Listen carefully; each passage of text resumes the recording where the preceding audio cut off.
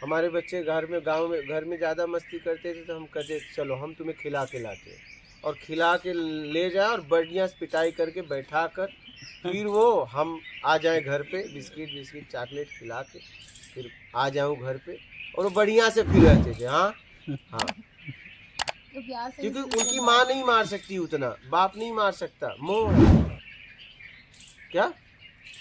लेकिन एक बार की पिटाई जिंदगी भर के लिए सीख। जैसे हमारे बच्चे को भी कोई मिले ना आपके जैसा, हाँ और आड़े ले जाते थे दूर। हाँ चिल्लाए तो आवाज भी ना आए। हाँ एकदम नहीं, आवाज वाज कुछ नहीं। हाँ। फिर उसके बाद खिलाना भी बढ़िया से। हाँ क्योंकि खिला दोगे तो पिछला गया। हाँ पिटाई भूल हाँ जाएंगे। ठीक है, सबक मिल जाएगी। पिटाई के बाद गुरुजी खिलाते कैसे, वो तो खाए, उसकी हिम्मत ही नहीं पड़ती नहीं खाने की। उसके बाद ही तो खाएगा, चल खा तो उसके बाद ही तो खाएगा, प्यार करेंगे उसके बाद तो बढ़िया से खिलाएंगे। ये एक बार ट्राई कर चुके, उसने खाया ही नहीं। नहीं खाएगा, आपने अच्छे से ट्राई नहीं, पिटाई सही से नहीं किया होगा। पिटाई में कमी थी इसलिए खाया नहीं, नहीं तो आप पिटाई के बाद और आदमी अगर पिटाई हो जाए तो आप कहो खड़े हो जाए तो खड़ा, बैठ बैठ, ये हालत। पिटाई को आप साधारण ना समझिए, लेकिन हाँ पिटाई उसके हित के लिए, उसमें 1% का आपका स्वार्थ रहा तो आप गिर जाओगे, फिर आपका स्तर गिर जाएगा। ऐसा नहीं कि उस बच्चे की पिटाई अपने स्वार्थ के लिए कर रहे हैं, नहीं, उसके हित के लिए होना चाहिए पूरी तरह।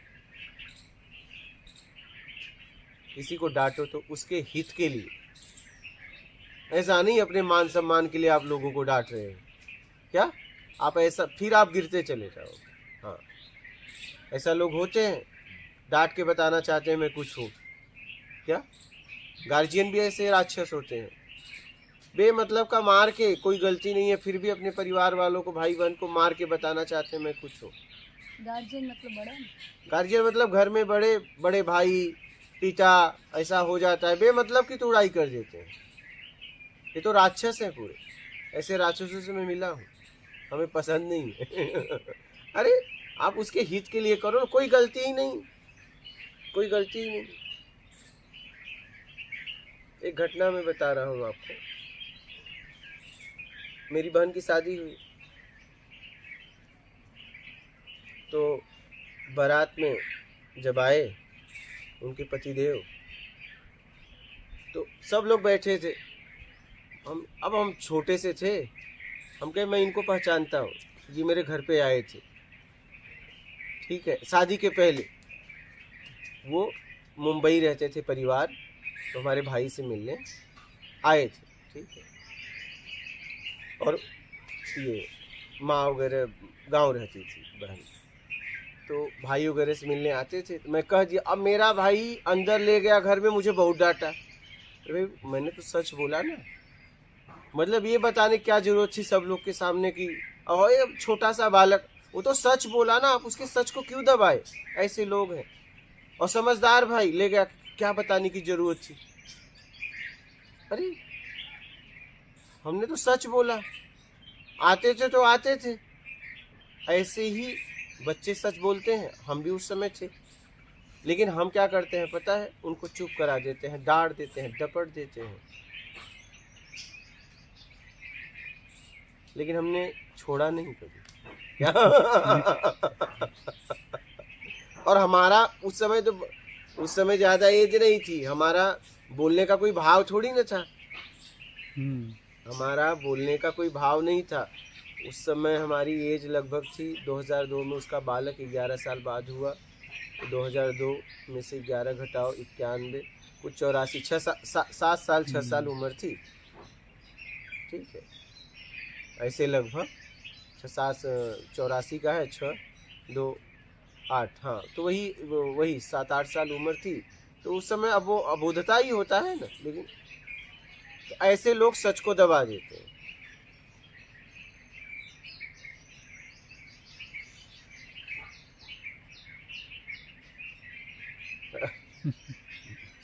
लेकिन हम दबे नहीं कभी भी, जो बोलना था मुंह पे बोल दिए, परिणाम जो भी होगा देखा जाएगा।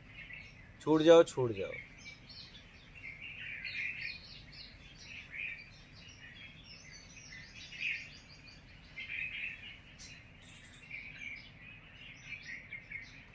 इसलिए सच बोलो और आगे बढ़ो और गुस्सा मत करिए, गुस्सा मत करिए, एकदम मत करिए। आप देखो ना, उन्हीं लोगों पे करते हो जो आपकी मदद करते हैं, सहायता करते हैं। गलतियां सबसे होती है, वो जान के थोड़ी न करते हैं, ना समझी में करते हैं। हाँ, अगर ऐसा कुछ है तो उन्हें दंड दीजिए, उन्हें समझाइए, बढ़िया से प्यार से बैठा कर समझाइए ना।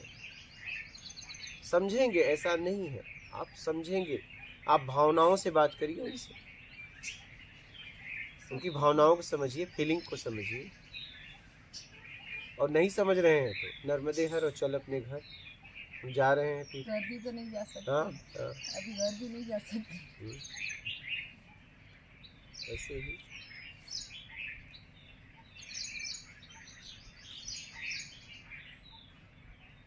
और कोई प्रश्न है आप लोगों का? आपका कोई प्रश्न है? आपका? ऐसे कुछ नहीं चाहिए, वो समझ आ रहा है, पर जीवन में कैसे उतारे? जरूरत में जी के, जब भी आप किसी वस्तु और किसी भी भोजन का, ठीक है, भोजन भोग हमारे जीवन में दो ही है और उसमें सब आ जाता है। भोग भोजन एक ऐसा शब्द है, उसमें कपड़े से लेके मकान से लेके पहनावा ओढ़ावा सब आ जाता है। आप जब पहन रहे हो या कुछ खा रहे हो पी रहे हो, देखिए आपकी ज़रूरत है, कहीं मान के लिए तो नहीं पहन रहे हो। क्या सच में कपड़े पहन रहे हो इसलिए कि आपको ज़रूरत है कि किसी को गिराने के लिए? हर समय जांचना पड़ेगा कि सच में आप ज़रूरत में कर रहे हो, क्यों कर रहे हो ऐसा। हर वक्त आपसे कुछ कर रहे हो तो वही प्रश्न खड़ा करना पड़ेगा, ये कर किसके लिए रहे हो? अपने लिए कि लोगों को आकर्षित करने के लिए? ये प्रश्न करना पड़ेगा, क्या सच में मुझे ज़रूरत है इसकी?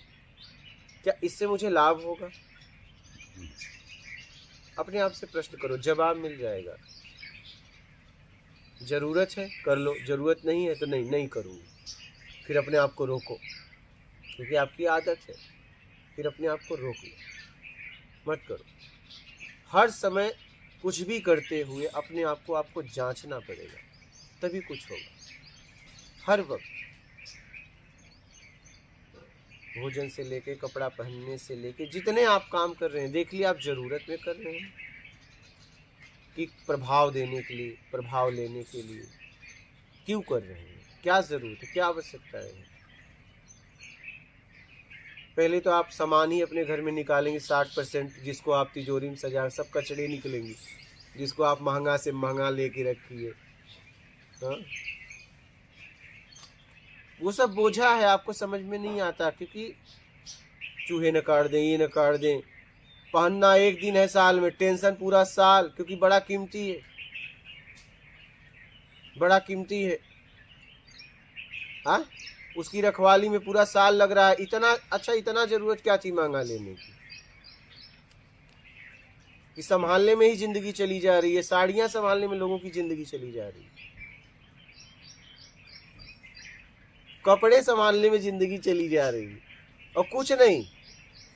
ननद आ गई, दोस्त आ गई, भाभी आ गई, बस खोल के देखो मेरे पास ही है, मेरे पास ही है, मेरे पास ही है, मेरे पास ही है, ये देखो मेरे पास। वो कहेगी ये मेरे वाला भी, ये वाला मेरे पास भी है। वही सब, यही सब है। इससे क्या मिलता है? अहंकार को पोषे। फिर वही आना जाना हो तो फिर क्या करें? हाँ, मतलब घर गृहस्थी में है। ठीक है, जियो ना, दिखाने की क्या जरूरत है? आप क्यों दिखा रहे हो उसे? क्यों दिखा रहे हो? क्या उसने बोला? उसने कहा? अगर वो कहे भी तो कहो, क्या करोगी देख के? कपड़े ही तो हैं, उसे भी निकालने का प्रयास करो कपड़ों से। बोलो मुझे देखो। हाँ, 2 लोग आए थे छत्तीसगढ़ से, हम ऐसे बैठे थे, आप तो थे उस समय। 2 में से एक बैठा था, एक उठ के ऐसे जा रहा था, बोला रुको, नहीं रुका। बोला ए रुको, रुक गया।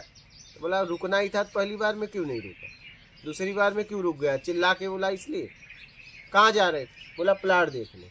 छत्तीसगढ़ से तुम प्लाट देखने आए? तो मैं यहीं सामने, तो मुझसे मिलने आए हो ना, कम से कम आए हो तो तुम मुझे देख तो लो, और मैं भी तुम्हें देख लूँ, यार मुझसे मिलने आप आए हो। लेकिन नहीं, प्लाट देखने। बोला प्लाट देखने में निपट लेता तो पछताते ही रह जाते। पहले आप जिससे आए हो, ठीक है, उसे, उसकी भावनाओं को समझो, उससे बातचीत करो। हाँ? ज्यादातर लोग आएंगे, ये देखो घर ये है, ये है, ये डिजाइन है। अरे तुम अपने आप को दिखाओ कि हमने अपने आप को कैसा बना लिया। कभी दिखाया अपने मेहमान को कि जरा मुझे देखो, मैंने अपने आप को कितना सुधार किया, कितना बदलाव किया? कभी बात किया है मेहमानों से? आओ हम तुम्हें दिखाते हैं, ये देखो, ये लाई, ये लाई, ये लाई, ये लाई, घर का नक्शा कैसा है। अरे कभी अपना भी नक्शा दिखा दो, अंदर का वो भी दिखाओ। हम वो बातें करते हैं जिसका जीवन में हमारे मतलब नहीं है, समझ रहे? कभी अपने आप को दिखाओ कि देखो हमने अपने अंदर इतना सुधार किया, मैं धीरे धीरे धीरे धीरे बदल रही हूँ या बदल रहा हूँ। धीरे धीरे बदलने का प्रयास करिए। किसी से बात करिए तो उससे भावनाओं से बात करिए, उसकी भावनाओं को समझिए। हम बात कर रहे हैं, घंटी बजी, उसी में उसे पूछ भी नहीं रहे। इतनी अब असभ्य हम हो गए हैं। फिर पहले वो आदमी था ना, बाद में वो आया ना, तो बेटिंग में होना चाहिए। लेकिन आपने क्या किया पता है? उस आदमी को तुरंत छोड़ दिया और उस तुरंत फोन उठा लिया। ये असभ्यता है। आपको उठाना था फोन तो उससे बहुत इमरजेंसी है, परमिशन लेना चाहिए कि किसी का फोन आ रहा है, अगर आप कहें तो हम फोन उठा लें, नहीं तो नहीं उठाएंगे। जब हम किसी से बातचीत कर रहे हैं, किसी के साथ हैं, तो पूरी तरह रहिए, नहीं तो मत रहिए ना। सीधी सीधी बात से मत रहिए, क्या जरूरत है?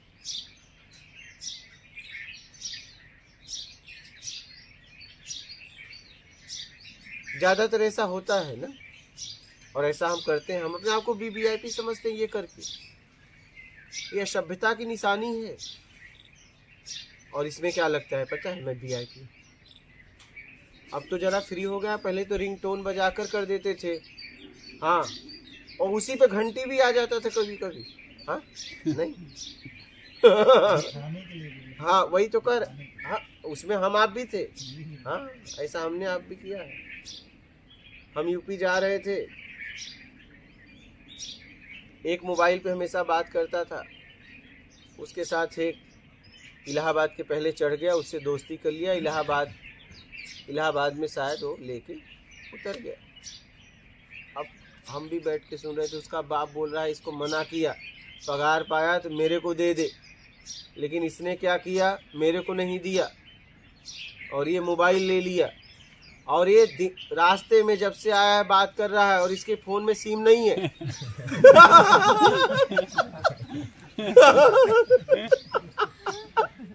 अरे उस बात को लेके अभी भी हंसी आती है मुझे। जब से बात कर रहा है फोन में सिम नहीं है। मना किया इसको, मुझे नहीं पैसा दिया। ये लगभग 2009 के लगभग पहले की बात है। तो उसमें मोबाइल महंगा आता था, ठीक है, उसने अपने पगार से ले लिया तो लिया, सिम नहीं है फिर भी बात कर रहा है। पूरी ट्रेन में बात कर रहा है। ये हालत है। उसमें हम आप भी थे, ऐसा नहीं है। हाँ, हम आप अलग तरीके से किए होंगे, हम आप कम थोड़ी ना है। ये हाँ अलग तरीके। और क्या। हाँ। भाई हम जा रहे हैं, तुम बस घंटी मिस कॉल मारना, हम हाँ। उठाएंगे नहीं, काट के बात काट करेंगे के। क्या? हाँ, हाँ नहीं, तुम ऐसे करवाते थे। किया है ऐसे। हाँ सही है। तुम ऐसे करवाते थे। अरे हमने ऐसा काम किया है कि अगर देखो तो हंसी आएगी। ये मैंने क्या किया, हंसोगे। बस पता है क्या, बस प्रभाव देने के लिए कि मैं कुछ हूँ क्या। हाँ, मैं कुछ हूँ। और जब तक तुम कुछ हो तभी तक भटकते रहो। तुम्हारा होना ही भटकाव है क्या? होना ही हाँ, बचता है। तुम्हारा होना ही भटकाव है। तुम जब तक कुछ हो तब तक भटकते रह जाओगे। और तुम अपने आप को किसी न किसी सहारे से खड़ा ही करना चाहते हो। अब तो गुरुओं के सहारे खड़ा करना चाहते हो कि मैं इन गुरु का चेला हूँ। वो आपको जानते भी नहीं। अगर उनसे जाके पूछे कि ऐसे आदमी को आप जानते हैं, बोले मुझे पता नहीं, मेरे तो लाखों शिष्य हैं क्या। और उनके दरवाजे पे चले जाओ, वो कहते हैं हम तुम्हें आओ ऊपर मिलेंगे। उनके दरवाजे पे चले जाओ तो तुम्हें दरवाजे के अंदर भी नहीं लेंगे। भगाओ इसको। हुआ है, हाँ हुआ है। हुआ है ना। फिर ऐसे भटकते भटकते 7 साल से भटक रहे हैं। मैंने बोला अभी आखिरी हो हमारा। हाँ, 7 साल से भटक ही रहे गुरु के पीछे, कहीं अपना घर मिल जाए। तो देखिए जिसका हम माला जप रहे हैं सालों से, कई सालों से, काले से सफेद बाल हो गए, हम उसके दरवाजे पे गए, कहा चलो इसको निकालो निकालो। अब बताओ जब यहाँ वो नहीं पूछ रहा है तो वहाँ कैसे पूछे? हाँ?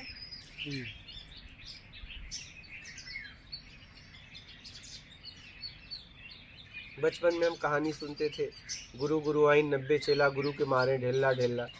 तो हम इसका अर्थ तब नहीं समझते थे, अब समझ में आया कि जैसे कोई गुरु बन गया और कहा मैं तो उससे मेरा मिलना हो गया सीधा, चलो हम तुम्हें भी तारेंगे। लेकिन क्या हुआ, शरीर सबका छूटा, सब मिला जुला के नरक में पहुंच गए। गुरु भी वहीं पहुंच गया, गुरुआइन भी। बोले यार तुम तो बोले थे हमारा सीट बगल में लगा है और तुम्हें नरक में कैसे? हाँ, नरक में कैसे? तुम तो कहे मेरा सीट वहाँ है, मैं हम लोग आए चलो ठीक है, मेरा मन नहीं रुका, ये नहीं रुका, हम लोग ऐसे थे, लेकिन आप कैसे? अब वहाँ तो बोल नहीं पाए, फिर वहाँ पिटाई हुई। बात समझ रहे हैं? इसलिए ईमानदारी सत्कर्म के साथ जीवन जियो और ब्रांडेड के चक्कर में ना फंसो। आप खुद ब्रांडेड हो, आप समझ नहीं पा रहे हो। जिस ब्रांड के पीछे आप घूम रहे हो खुद तुम हो। बस जरा उम्मीद तो छोड़कर देखो, बस उम्मीद छोड़कर देखो। यहाँ सब एक जैसे हैं, बस बाहर का बनाया हुआ स्वभाव छोड़कर देख लो जो तुमने बनाया हुआ है, फिर देखो सब एक जैसे हैं। हमारा शरीर का रूप अलग अलग है लेकिन सब तत्व तो वही है ना, वही हाल, सब एक जैसे हैं यहाँ। बस बाहर से जैसे हमारा रूप बदला हुआ है वैसे हमने अपना स्वभाव बदला। देखो रूप भी नहीं रहेगा, रूप नहीं था, ये स्वभाव भी नहीं रहेगा और पहले नहीं था। आप जांचिए, कुछ साल पहले कुछ और आप थे, कुछ साल बाद ऐसे ही देखो बदल रहे हो। आपका स्वभाव भी बदलता रहता है देश काल स्थिति परिस्थिति में। इसलिए जितना भी समय बचा है, पता नहीं कितना क्षण और बाकी है, ठीक है, ईमानदारी सत्कर्म के साथ जियो। देखो हमने जीवन में देखा कि 2 रास्ते हैं जीवन जीने के लिए, एक बेईमानी दुष्कर्म के साथ, एक ईमानदारी सत्कर्म के साथ। क्या? और मुझे लगा कि ईमानदारी सत्कर्म वाला रास्ता ठीक है, इसमें कुछ मिले और चाहे ना मिले, क्योंकि बेईमानी दुष्कर्म से जिएंगे तो अनेक लोग पीड़ित हो जाएंगे और फिर मैं भी पीड़ित हो जाऊंगा। क्या? अनेक लोग पीड़ित हो जाएंगे, मैं भी पीड़ित हो जाऊंगा। और ईमानदारी सत्कर्म से जिएंगे तो सब खुश और मैं भी खुश। यही है जिंदगी, तीसरा कोई रास्ता है? ये 2 रास्ते हैं जिंदगी जीने के लिए, 2 में से एक अपना। और तो मुझे ये रास्ता ठीक लगा, ईमानदारी और सत्कर्म। इससे देश सेवा भी हो जाएगा, ये लोग भी सुधरेगा, वो लोग भी सुधरेगा। मुझे सबसे यही रास्ता ठीक लगा जीवन में और मैं उसमें जीने लगा। क्या? मैं उसमें जीने लगा पूरी तरह।